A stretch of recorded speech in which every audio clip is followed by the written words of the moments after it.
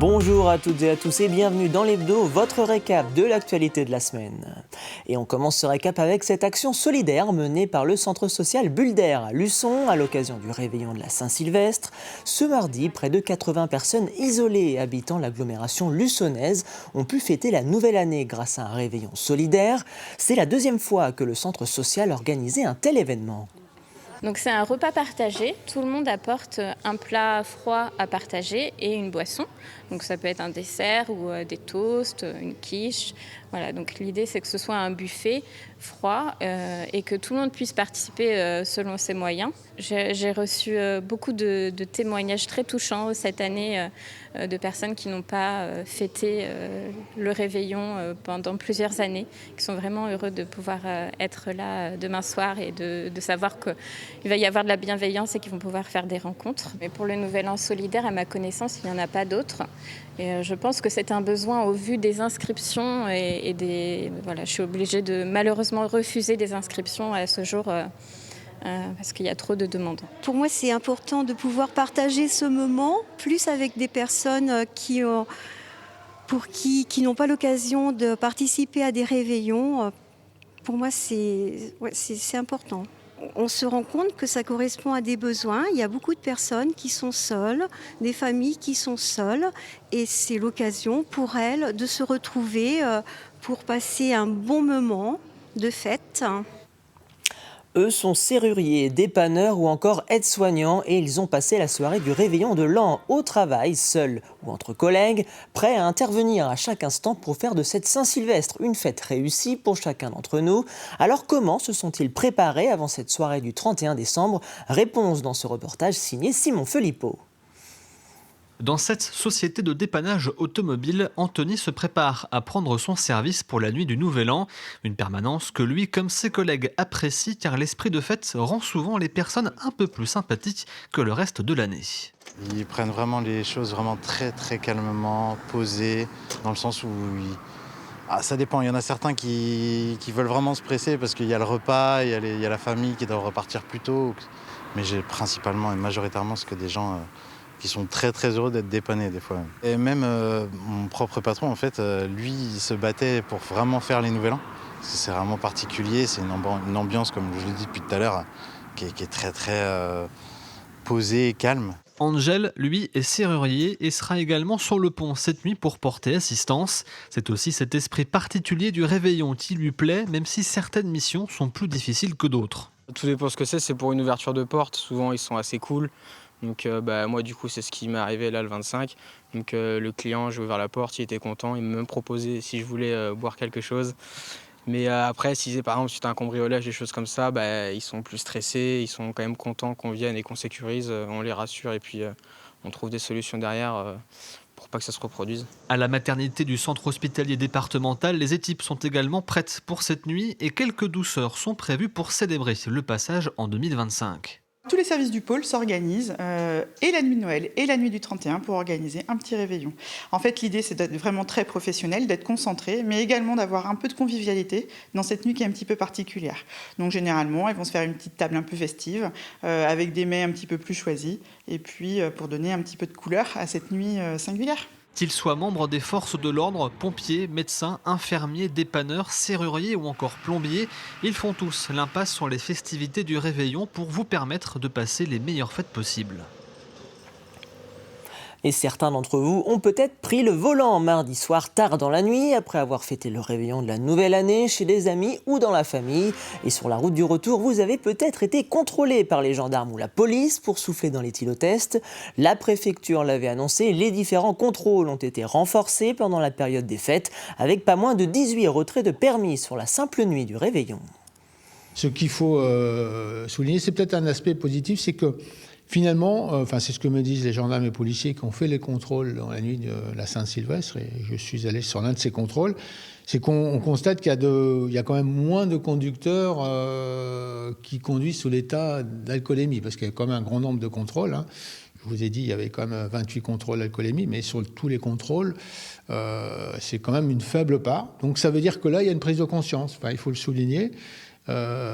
Soit les gens ont écouté les conseils qu'on leur a donnés, c'est-à-dire vous pouvez boire avec modération, mais vous ne pouvez pas conduire. Donc restez rester dormir là où vous faites la fête, ou il faut désigner un conducteur, il faut désigner Sam, et ça fonctionne. Donc il faut essayer toujours de positiver en ces débuts d'année, souligner peut-être une amélioration du comportement des usagers de la route en Vendée.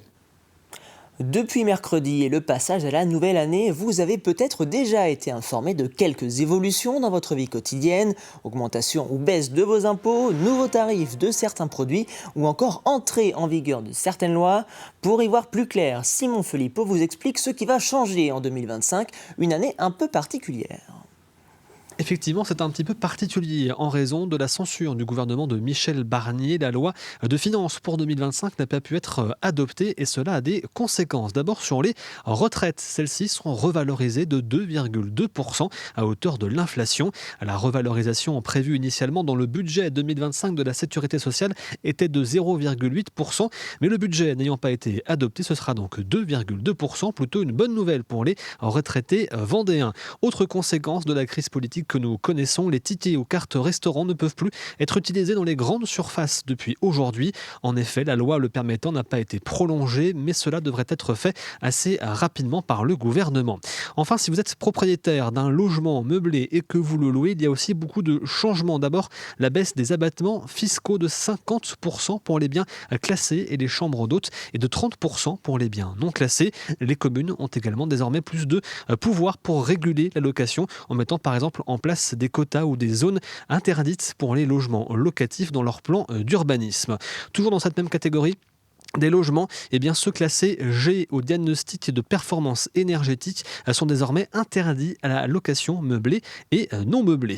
Le début d'année est aussi synonyme souvent d'augmentation des tarifs pour le gaz naturel et c'est à nouveau le cas en ce début d'année 2025. Alors pour la partie cuisson et eau chaude, le tarif passe à 0,146 € par kilowattheure et pour le chauffage, il passe de 0,112 € à 0,118 €.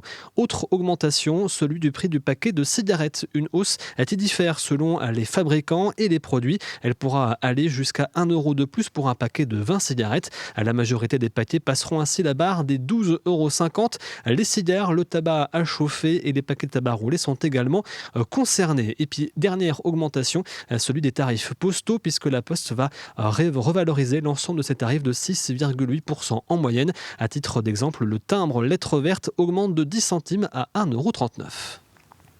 Prenons maintenant la route du collège Jean Rostand des Herbiers où depuis la fin du mois de novembre, les élèves ont un œil attentif à la météo. Leur collège, le seul en Vendée, a été sélectionné par l'opération Météo à l'école, lancée par les ministères de l'Éducation et de l'Enseignement supérieur et bénéficie désormais d'une station météo placée dans l'enceinte de l'établissement, de quoi rendre les cours de SVT encore plus vivants, comme a pu le constater Louise Viager. C'est devenu presque une routine en cours d'SVT. Ces élèves de 4e récoltent des données de la station météo installée dans le collège. On a mis la température extérieure, qui fait 7 degrés, la pression atmosphérique, 1026,9 hectopascal. Tous les jours, les élèves font 2 relevés le matin et l'après-midi. Ils vont ensuite l'afficher dans le hall du collège pour le rendre accessible à tous. Pour leur professeur d'SVT, c'est un outil parfait pour apporter du concret à ces cours sur la météo et le climat. Les élèves sont plutôt satisfaits dans l'ensemble. Ils apprécient énormément. Je pense qu'ils sont fiers d'avoir cette station quand même, parce que je leur en ai beaucoup parlé. Elle a été montée, avant d'être à l'extérieur, elle a été montée dans ma salle, donc ils l'ont tous vue. Et ça m'a permis de voir avec eux les différents appareils, les différents composants de ces stations. Et ils étaient assez contents d'apprendre qu'on allait avoir une station, et d'autant plus qu'on était les seuls dans la région à avoir une station météo. L'établissement est en effet le seul du département à participer à cette opération météo à l'école. Un dispositif ministériel qui fournit une station météo qui est directement reliée à une console en classe. Le but, développer des projets pédagogiques sur la météorologie et la climatologie. Il est particulièrement intéressant de les former spécifiquement à ces notions pour en faire ensuite des citoyens qui sont totalement avertis de ces notions-là. Et donc si on peut en plus les faire travailler dessus à partir de données qui sont des données locales, qui viennent de leur propre ville, de leur propre cours de collège, je pense que ça va les toucher d'autant plus. Très prochainement, les données de la station météo du collège Jean Rostand seront accessibles sur Internet sur le site d'Infoclimat dans Météo à l'école. Le Vendée Globe a réservé son lot de péripéties cette semaine avec tout d'abord l'annonce de l'abandon du vainqueur sortant Yannick Bestaven. Un retrait de la course officialisé ce lundi pour le skipper du team Maître Coq en raison d'un système de barre du bateau devenu irréparable, ce qui l'a finalement obligé à faire escale à Ushuaia au sud de l'Argentine où il a été rejoint par une partie de son équipe technique. Et puis cela n'était pas arrivé depuis 2008 et la 7e édition de la course. Plusieurs icebergs dérivant au-delà de la zone d'exclusion antarctique ont été aperçus par certains concurrents. C'était ce mercredi 1er janvier. Naviguant à hauteur du Point Nemo dans l'océan Pacifique, Conrad Coleman, Sébastien Marcet et Éric Bellion ne s'attendaient pas à une telle rencontre. Je dois abandonner le Vendée Globe maintenant pour réparer. C'est comme ça. Tous ces efforts et... pas grave, on va positiver, on est là. On va voir la suite comment ça se passe, si ce bateau est réparable pour continuer mon chemin. Vous voyez derrière moi là, à droite, c'est un iceberg. On vient de le croiser. Oh là là, vous le voyez? Ça fait peur, hein. Là, sur Sanazwan Altavia, là, je peux vous dire, on fait pas les malins, le bateau et moi. Je me rappelle, la coque de mon bateau, elle fait 3,6 mm d'épaisseur. Je peux pas me permettre de taper ça. Direction désormais l'abbaye Saint-Vincent de Nieul-sur-Lotise, où est jouée actuellement une comédie musicale et humoristique, un spectacle immersif de 45 minutes. Au sein de l'abbaye, fondée en 1069, une création inédite remplie de mystères que vous propose de découvrir Grégoire de Châtillon. Qui sont ces gens? Ce sont des pèlerins de Saint-Jacques de Compostelle, faisant halte dans notre beau village. Ah bon? Qu'ils soient tous les bienvenus! Merci, Père Tonnelier! Les chanoines sont de retour à l'abbaye de Nieul-sur-Lotise. Et puisse le ciel faire vivre la légende. Avec une mission bien précise, embarquer avec eux les spectateurs pour un apostolat de la plus haute importance. En effet, l'abbaye traverse un moment bien difficile. Malheureusement, les cloches ne sonnent plus.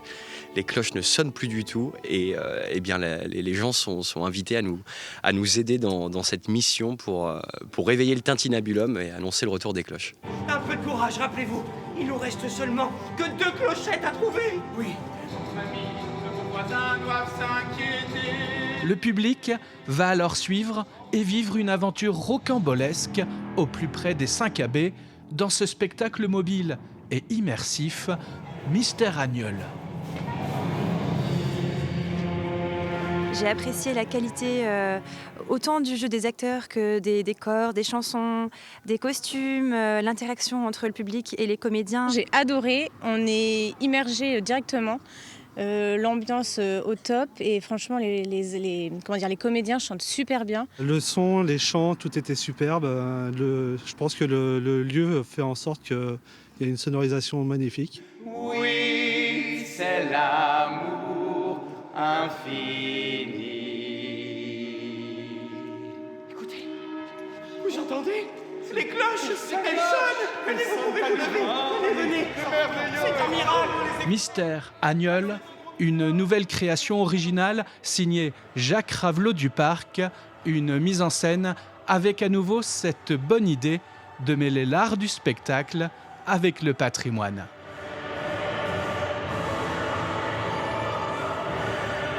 Et à noter que plusieurs spectacles sont joués quotidiennement, et cela jusqu'à ce dimanche, 5 janvier. Et c'est ainsi que se termine cet hebdo. Merci pour votre fidélité. Pour rappel, retrouvez l'ensemble de nos émissions et reportages sur le site tvvendée.fr. Vous avez rendez-vous avec le retour de l'actualité vendéenne dès 7h lundi dans la matinale présentée par Simon Felipeau. D'ici là, je vous souhaite une excellente fin de semaine sur TV Vendée.